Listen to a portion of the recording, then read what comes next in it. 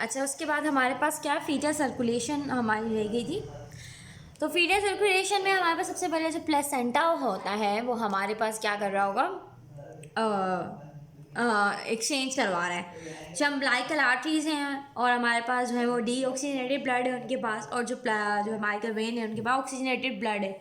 So most highest जो हमारा blood होता है वो POO2 ऑफ जो होता है वो ऑक्सीजन जो 80% जो सेचुरेशन होती है वो हमारे पास होती है। अम्बिलाइकल वेन में ऑक्सीजन जो है 30% होता है, 30 mm जो है इसका प्रेशर होता है, और 80% सेचुरेशन होती है उसकी ऑक्सीजन की।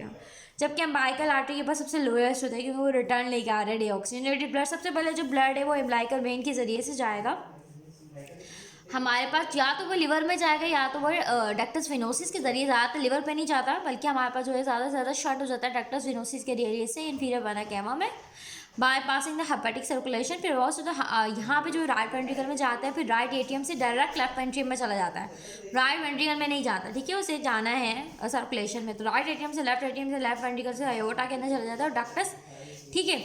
और देन हमारे पास ये पूरी सर्कुलेशन में चला जाता है।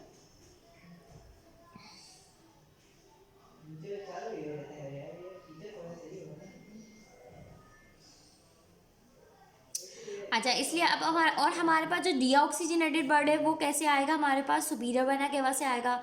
सुपीरियर वेना केवा से राइट एट्रियम में राइट वेंट्रिकल में मेन पल्मोनरी आर्टरी से डक्टस आर्टियोसिस यानी कि डिसेंडिंग एओर्टा में चला जाएगा। क्यों ऐसा होगा कि हमारे पास जो है अभी जो है ना पल्मोनरी, वैसे तो हमेशा एओर्टा से वहाँ जा रहा है पल्मोनरी में, लेकिन यहाँ पे क्या है अभी बिफोर बर्थ हमारे पास जो है प्लेसेंटा जो है वो हमारे पास हाई रेजिस्टेंस है, तो पल्मोनरी सर्कुलेशन में रेजिस्टेंस ज़्यादा है, तो शंट जो है वो पल्मोनरी से एओर्टा में है, वहाँ से ब्लड चला जाएगा।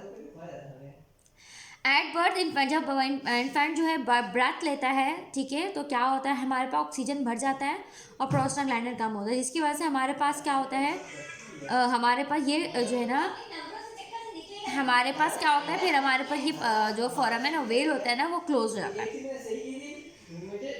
नहीं, PD हमारे पास क्लोज हो जाएगा इसकी वजह से जो बना हुआ है, इन ये दो फैक्टर्स की वजह से। और जो प्लेसेंटा लॉस होगा उसकी वजह से लो प्रेशर जो है वो बन जाएगा पल्मोनरी आर्टरी का। उसके बाद जो है ब्लड जो है वो लेफ्ट वेंट्रिकल लेफ्ट एट्रियम में आना शुरू हो जाएगा, जिसकी वजह से हमारे पास जो है फोरामेन वेल क्लोज हो जाएगा। अगर हमारे पास ये क्लोज नहीं होता तो हम एंडोवाइसिन दे के भी क्लोज करवा सकते हैं ड्रग एंडोमेटासिन से, लेकिन जब E1 और E2 है ना, कीप द PDA ओपन। जो E1 और E2 है they will keep the PDA open.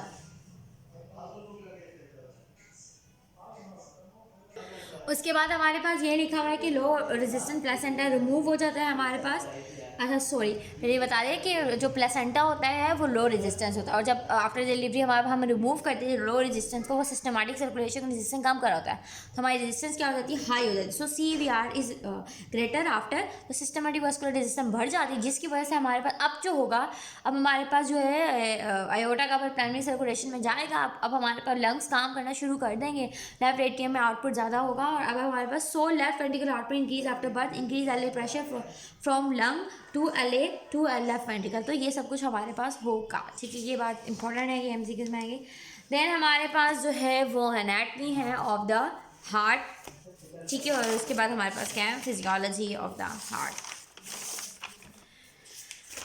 इसमें हमारे पास जो है एनाटमी में हमारे पास सबसे पहले ये जो है ना जो है एट्रियम है, right atrium, right ventricle, left ventricle. हमें याद रखना है left atrium is the posterior part, right ventricle जो है इंटीरियर होता है, और स्टर्नल के जो है ना यहाँ पे जो हमारे पास एक्सरे है चेस्ट एक्सरे, उसमें right atrium right ventricle, left atrium left ventricle दिया हुआ है। हमें पता नहीं फीमेल कैवा कैवा नीचे से आता है, सुपीरियर वेना कैवा ऊपर से आता है, और एज अगर में सुपीरियर वेना कैवा से थोड़ी नीचे होगी, ये याद रखनी है। देन सबसे पहले यहाँ पे लेफ्ट साइड पे एओर्टिक नॉच होती है, पल्मोनरी आर्टरी और डिसेंडिंग एओर्टा, ये सब हमें 3 से लाइनें याद होनी चाहिए, they can give you any scenario. Left atrium is the interior posterior part of the heart, enlargement of the left ventricle की वजह से क्या होगा कि लेफ्ट एट्रियम में खोल रही क्या है, पल्मोनरी वेन, एक्सरे में जो दिए हुए है CT स्कैन में, और यहाँ पे एओर्टा है और वर्टिब्रा है। जब हमारे पास इसके पीछे यहाँ पे बीच में जो है ना एओर्टा और लेफ्ट एट्रियम के दरमियान में इसोफेगस होता है, तो यहाँ पे इसकी कंप्रेशन हो सकती है, डिस्केविया। यहाँ पे लेफ्ट रेंजियल नर्व जो होती है ना, जो होती है हमारे पास जो लेफ्ट रेंजियल नर्व है, जब हमने राइट पढ़ी थी और लेफ्ट पढ़ी थी, क्योंकि लेफ्ट रेंजियल नर्व जो लूप कर रही थी around the product of 6 nerve यानी कि एओर्टिक आर्च के करीब जो डक्टस आर्टरियोसिस, तो यहीं पे कहीं पे ये भी होगी क्योंकि एओर्टा भी यहाँ पे, तो यहाँ पे वो ये कंप्रेशन की वजह से ऑटनस सिंड्रोम होता है। Right ventricle is the most interior part of the heart and most commonly injured nerve, क्योंकि राइट वेंट्रिकल मोस्ट इंटीरियर होता है और पैरास्टर्नल भी होता है, तो यहाँ पे सबसे ज़्यादा इंजर्ड भी यही होता है। तो मोस्ट इंटीरियर पार्ट जो राइट वेंट्रिकल है, जबकि पोस्टीरियर जो है वो लेफ्ट एट्रियम है, ठीक है।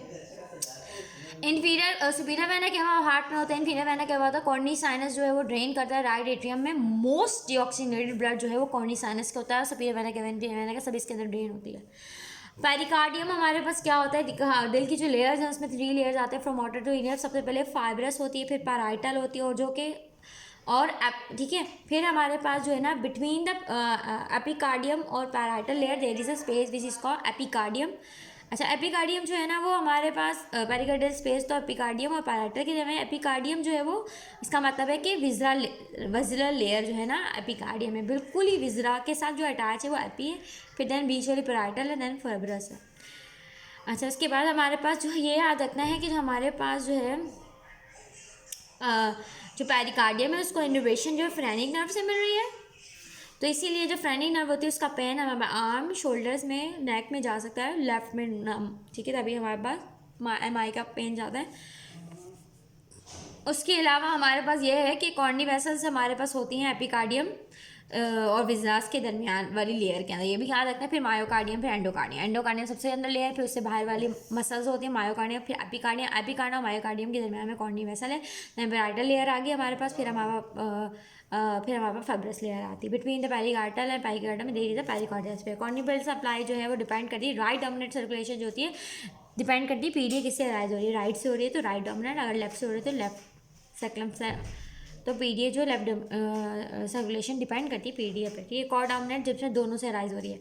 Coronary bird flow left ventricle में तभी होता है जब वो रिलैक्सेशन स्टेट में होता है, या इंटरवर्टिकल सेप्टम में early peaks in early diastole में पीक करता है। और हमारे पास इसी वजह से एपिकार्डियम सबसे दूर जो है हमारे पास एंडोकार्डियम है, सब एंडोकार्डियम सबसे दूर है वैसे ब्लड वेसल से, तो यहीं पे हमारे पास स्मॉलेस्ट जो है ज़्यादा चांस होता है हमारे पास किस का होने का, एमआई का होने का, ठीक है। अच्छा, जब जो है हमारे पास लेफ्ट एंटीरियर डिसेंडिंग आर्टरी होती है वो और उसकी ब्रांचेज हैं सब लेफ्ट इंटीरियर, तो ये इंटीरियर 2/3 ऑफ इंटरवर्टिकल सेप्टम को सप्लाई करेगी, ठीक है। और एंटीरियर लेटरल हमारे पास क्योंकि इंटीरियर है और लेटरल पेपिलरी मसल को, क्योंकि लेफ्ट इंटीरियर डिसेंडिंग है तो इंटीरियर और लेटरल पेपिलरी मसल को, और क्योंकि इसका नाम है इंटीरियर तो इंटीरियर से लेफ्ट वेंट्रिकल मोस्ट कॉमनली यही एक्लूडेड होती है लैट, ठीक है। जबकि पीडीए जो सप्लाई करती है 1/3 जो बच गया हमारे इंटरवर्टिकल सेप्टम को,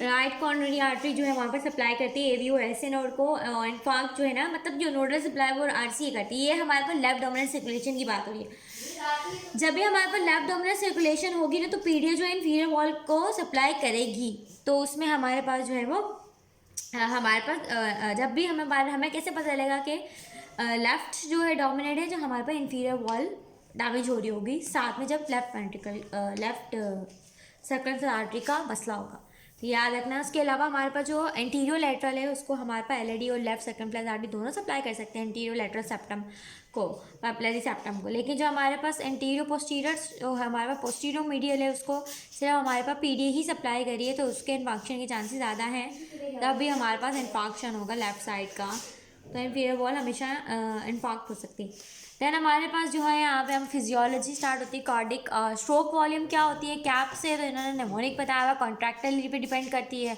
आफ्टर लोड पे डिपेंड करती है, प्री लोड कॉन्ट्रैक्टिलिटी हार्ट कितना है पंप कर रहा है, प्री लोड कितना ब्लड आ रहा है, और गैस किसने आफ्टर लोड के पंप करा है। Failing heart has decrease systolic volume, stroke volume systolic volume नहीं stroke volume affected by contractility and हमारे पास afterload and pre load.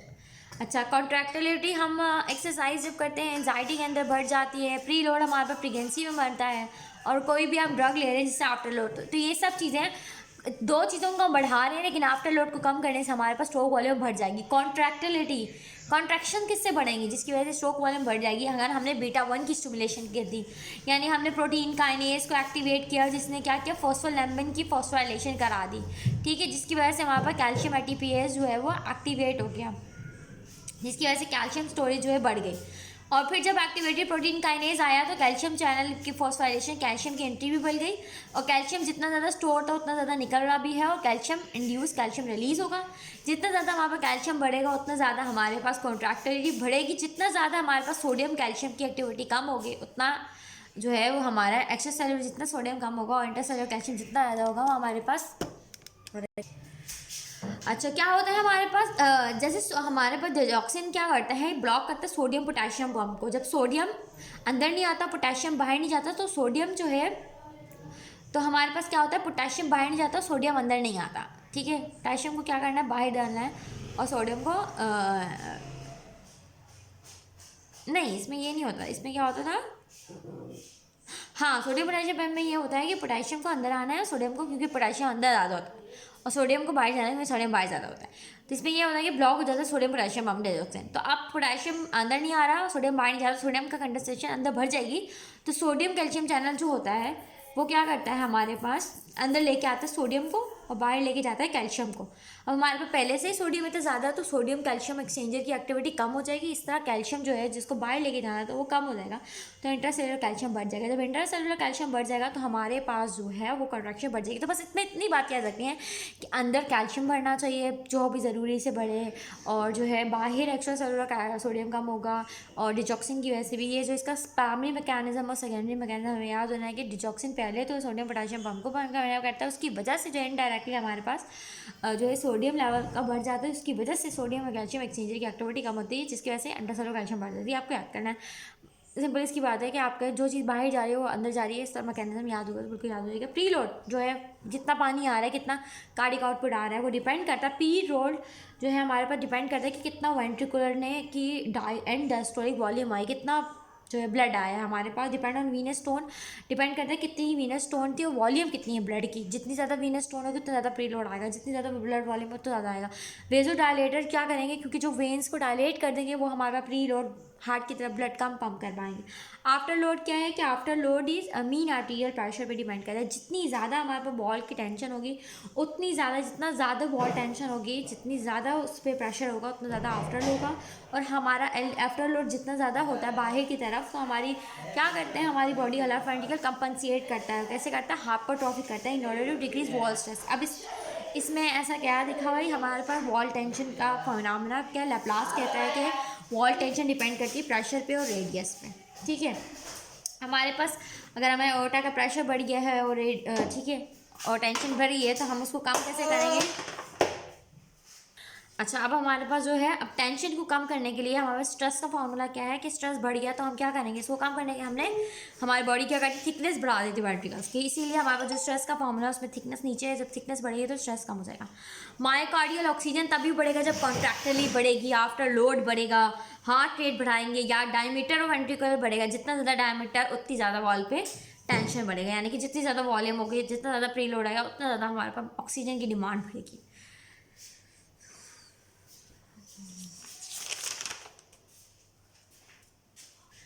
हमारे पास स्ट्रोक वॉल्यूम क्या है कि हम डिपेंड करता है कि पहले एंडास्टोलिक वॉल्यूम कितनी थी, उसमें से कितना स्ट्रोक वॉल्यूम गया।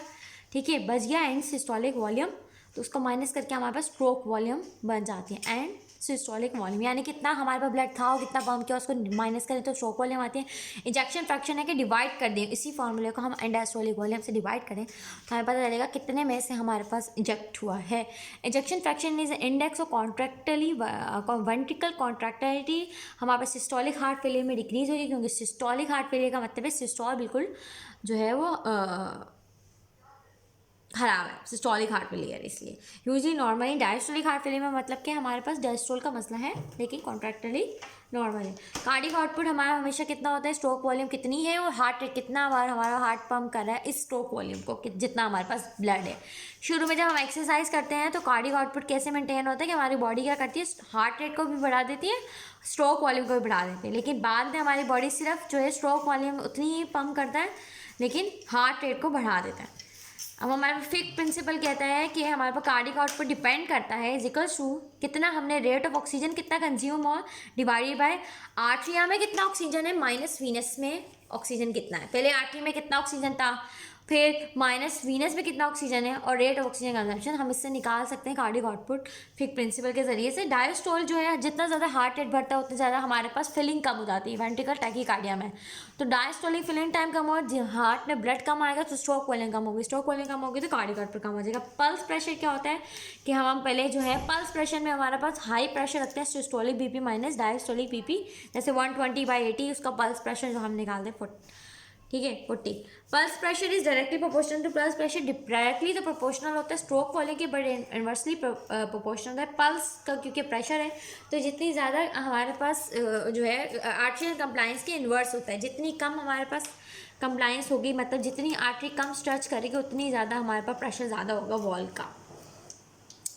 ब्लड प्रेशर जो है डायरेक्टली प्रोपोर्शनल होता है स्ट्रोक वॉल्यूम पे, जो जिसमें कार्डियक आउटपुट बढ़ता है ना उसमें हमारे पास स्ट्रोक वॉल्यूम बढ़ेगी तो ब्लड प्रेशर बढ़ेगा। जैसे कि हाइपरथायरॉयडिज्म है, हमारे पास बीटा 1 एक्टिविटी की वजह से कार्डियक आउटपुट बढ़ जाता है। एओर्टिक रिगर्स में बार बार ब्लड बैक होने की वजह से बढ़ जाता है। एओर्टिक स्टिफनेस में हमारे पास क्या होगा, कंप्लाइंस कम हो जाएगी, और जब हमारे पास कंप्लाइंस कम होती है तो ब्लड प्रेशर बढ़ जाता है। आइसोलेटेड जो है ना सिस्टोलिक हाइपरटेंशन होती है, बड़ों में क्या होती है सिस्टोल बढ़ जाता है एडल्टली में, क्योंकि उनकी कंप्लाइंस कम होती है और स्टिफनेस बढ़ जाती है।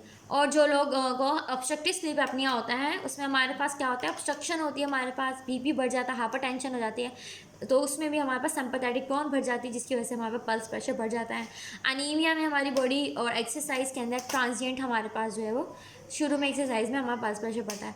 पल्स प्रेशर डिक्रीज उसमें होता है जिसमें हमारे पास जो है वो हमारा ब्लड आउटपुट कम हो रहा है, ठीक है, यहाँ पे हमारे पास ब्लड नहीं आगे जा रहा, तो इस तरह से मैंने याद किया था स्टेनोसिस है, ब्लड नहीं जा पाएगा, या हार्ट फेलियर में हार्ट है, या कार्डियक टम्पनाट है, या एओर्टिक स्टेनोसिस, इस तरह से याद हो सकते हैं कि हमारे पास कार्डियक आउटपुट ही नहीं जा रहा, हार्ट फेलिंग है जिसकी वजह से हमारे पास जो है पल्स प्रेशर कम हो रहा है। तो हाँ, इसलिए अगर जैसे जैसे इलास्टिक कम होता है लिमिट बढ़ता जाता है, ओल्ड एज में कंप्लाइंस कम हो जाती है और पल्स प्रेशर बढ़ जाता है। तो हमारे पास एजिंग में सिस्टोलिक भी बढ़ता है, डायस्टोलिक कम होता है। मीन आर्टेरियल प्रेशर जो है, मीन कितना है आर्टरीज का प्रेशर, तो उसको हम कर सकते हैं कार्डियक आउटपुट को हम मल्टीप्लाई करें टोटल पेरिफेरल रेजिस्टेंस से, हम निकाल पाएंगे कि आर्टीरियल प्रेशर कितना है हमारे पास। रेस्टिंग स्टेट में 2/3 जो है हमारे पास, क्योंकि ज़्यादातर हम डायस्टोल में रहते हैं, 1/3 जो है हमें सिस्टोलिक में रहते हैं, तो हमारे पास जो नेक्स्ट ओवरऑल फार्मूला बनेगा वो हमारे पास होगा 1/3 हमारे पास जो है पल्स प्रेशर हो जाएगा और DPP डायस्टोलिक BP हो। तो ये किसी भी सिनेरियो के अंदर आ सकता है फार्मूला। स्टार्लिंग कर्व कहता है कि जो हमारी प्रोपोर्शनल कॉन्ट्रैक्शन उतनी हमारी होती है जितनी हमारे पास एंड डायस्टोलिक जो है लेंथ होती है कार्डियक मसल फाइबर की, मतलब उतनी कंट्रैक्शन होती है जितना प्री लोड आता है हमारे पास। अगर हमें कॉन्ट्रैक्टिलिटी को बढ़ाना है तो बीटा 1 कैटाकोलामाइन या एंट्रोप पॉजिटिव एनोट्रोप्स देने, जैसे कि डोब्यूटामीन देना है, या मेलोरीन देना है, या डिजॉक्सिन देना है। कॉन्ट्रैक्टिलिटी को अगर कम करना है तो लॉस ऑफ फंक्शन मायोकार्डियम जैसे MI हो गया, जैसे कि हमारे पास बीटा ब्लॉकर्स दे दिए या कैल्शियम चैनल ब्लॉकर दे दिए जो हमारे पास काम करेंगे, या फिर हमारे पास हार्ट फेलियर है तो ये डायग्राम में इसमें दिखा रहे हैं कि जो हमारे पास नॉर्मल रेस्ट में कार्डियक आउटपुट कितना है, और जब रनिंग करते हैं या एक्सरसाइज करते हैं तो हमारे पास कार्डियक आउटपुट जो है हमारे पास कॉन्ट्रैक्टिलिटी बढ़ जाती है, आफ्टर लोड कम होता है कॉन्ट्रैक्टिलिटी बढ़ती है एक्सरसाइज में तो कार्डियक आउटपुट बढ़ जाता है। हार्ट फेलियर में कार्डियक आउटपुट बहुत कम हो जाता है, लेकिन हार्ट फेलियर के अंदर अगर हम पॉजिटिव एनोट्रोप्स देते हैं तो हार्ट जो है ना नॉर्मल हो जाता है। तो लोएस्ट जो है हार्ट फेलियर है, हाईएस्ट जो है एक्सरसाइज है, बीच वाला हमारे पास नॉर्मल रेस्ट है, और in between these are heart failure with positive inotrope. Rest में हमारे पास कार्डियक हार्ट रेट इतना होता है, रेस्ट पे हमारे पास इतना होता है। वॉकिंग में थोड़ा बढ़ जाता है हमारे पास, और रनिंग में और ज़्यादा बढ़ जाता है।